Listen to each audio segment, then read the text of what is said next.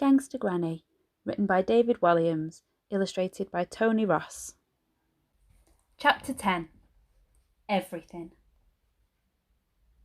"I was about your age when I stole my first diamond ring," said Granny. Ben was astonished, partly at the idea that Granny had ever been his age, which seemed impossible, and partly because of the obvious fact that 11-year-old girls do not usually steal diamonds. Glitter pens, hair clips, toy ponies maybe. Diamonds, definitely not. "I know you look at me with my Scrabble and my knitting and my fondness for cabbage and think I'm just some boring old dear." "No," said Ben, not entirely convincingly. "But you forget, child, that I was young once." "What was the first ring you stole?" said Ben eagerly.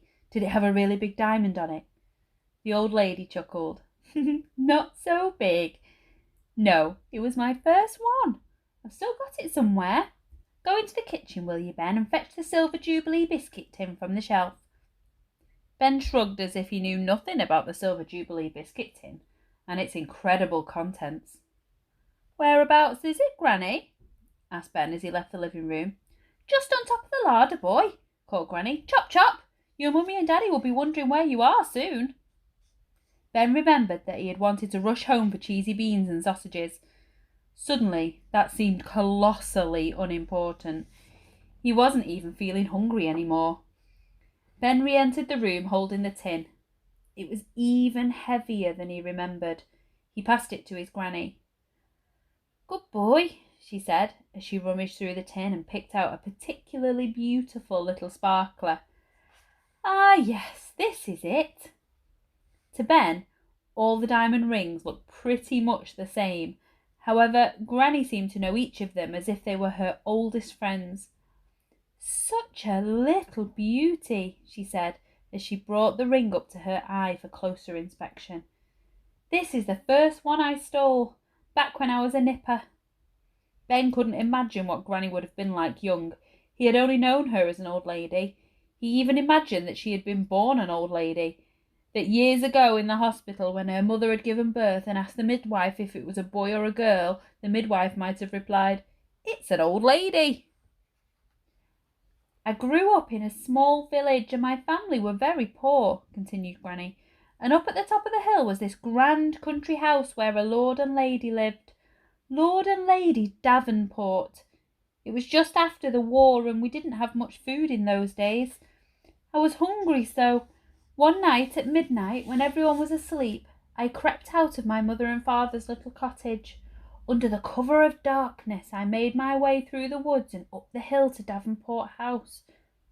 "Weren't you scared?" asked Ben. "Yes, of course I was. Being alone in the dark woods at night, it was terrifying. There were guard dogs at the house, great big black Dobermans. So as quietly as I could, I climbed a drain pipe and found an unlocked window. I was a very little girl at 11, small for my age, so I managed to squeeze myself through a tiny gap in the window and landed behind a velvet curtain. When I pulled back the curtain, I realised I was in Lord and Lady Davenport's bedroom." "Oh, no," said Ben. "Oh, yes," continued the old lady. "I thought I might just take some food, perhaps, but next to the bed I saw this little beauty." She indicated the diamond ring. "So you just took it?" "Being an international jewel thief is never that simple, young man," said Granny. "The lord and lady were snoring heavily, but if I woke them I'd be dead. The lord always slept with a shotgun by the bed." "A shotgun?" asked Ben. "Yes, he was posh, and being posh he liked hunting pheasants, so he owned many guns." Ben was sweating with nerves. "But he didn't wake up and try and shoot you, did he?" "Be patient, young man, all in good time. I crept over to Lady Davenport's side of the bed and picked up the diamond ring. I couldn't believe how beautiful it was. I'd never seen one up close before. My mother would never have dreamed of owning one. 'I don't need jewels,' she would say to us children. You are my little diamonds." I wondered at the diamond in my hand for a moment.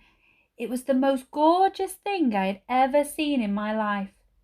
Then, suddenly, there was an almighty noise. Ben frowned. What was it? Lord Davenport was a big, fat, greedy man. He must have had too much to eat earlier because he let out the most enormous burp. Ben laughed, and Granny laughed too. He knew burps weren't supposed to be funny, but he couldn't help laughing. "It was so loud," said Granny, still chuckling. "Burp," she mimicked. Ben was helpless with laughter now. "It was so loud," continued Granny, "that I was startled and dropped the ring on the polished wooden floor. It made quite a loud bang as it hit the teak, and both Lord and Lady Davenport woke up." "Oh, no." "Oh, yes. So I grabbed the ring and ran back to the open window. I didn't dare look behind me as I could hear Lord Davenport cocking his shotgun. I leapt down onto the grass, and all of a sudden the lights in the house came on and the dogs were barking, and I was running for my life. Then I heard a deafening sound." "Another burp?" asked Ben. "No, a gunshot this time. Lord Davenport was shooting at me as I ran down the hill and back to the woods." "Then what happened?" Granny looked at her little gold watch. "My dear, you had better head home. Your mummy and daddy will be worried sick." "I doubt it," said Ben. "All they care about is stupid ballroom dancing." "That's not true," said Granny unexpectedly. "You know they love you." "I want to hear the end of the story," said Ben, frustrated. He was desperate to know what happened next. "You will, another day." "But Granny—" "Ben, you have to go home." "That's not fair." "Ben, you must leave now. I can tell you what happened when you come another day." "But—" "To be continued," she said. I hope you enjoyed chapter 10. Join me next time for chapters 11 and 12.